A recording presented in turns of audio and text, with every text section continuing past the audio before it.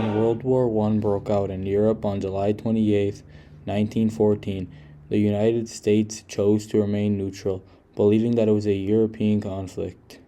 The U.S. helped supply the Allies but couldn't do anything to ship supplies to Germany. Many Americans supported the war, and some even enlisted in British and Canadian forces. On the other side of the country, though, many Midwesterners disliked the war, as well as many churches.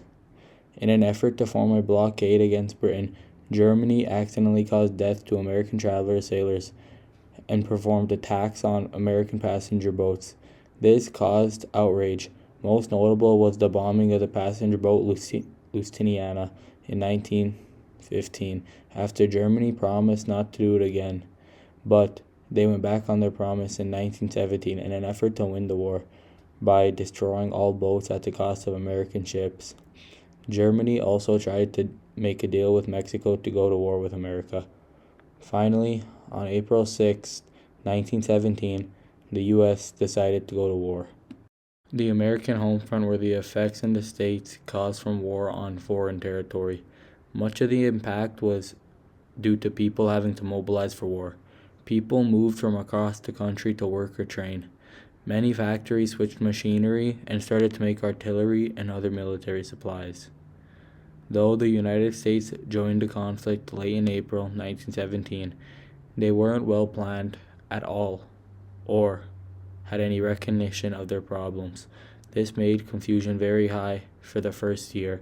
The war came in the middle of a progressive era where efficiency and expertise were highly sought. Both states and federal agencies made multiple temporary agencies to make the economy, make munitions and food needed for the war. They also need to circulate beliefs and ideals to motivate people for war. The U.S. effort to produce war materials was characterized by multiple factors.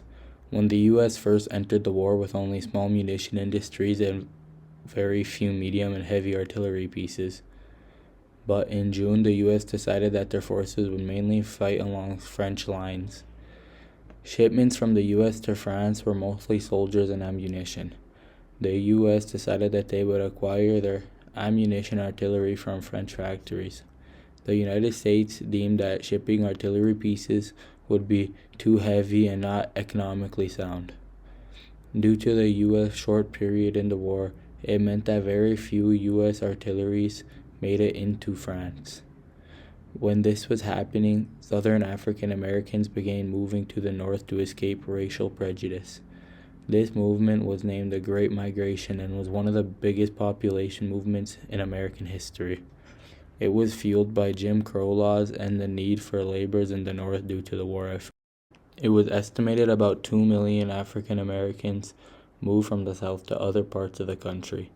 From 1910 to 1970, over 6 million Black Americans moved from the South to northern states. Even though the northern states provided more opportunities and were able to escape Jim Crow laws, they still faced racial prejudice and injustice in the North.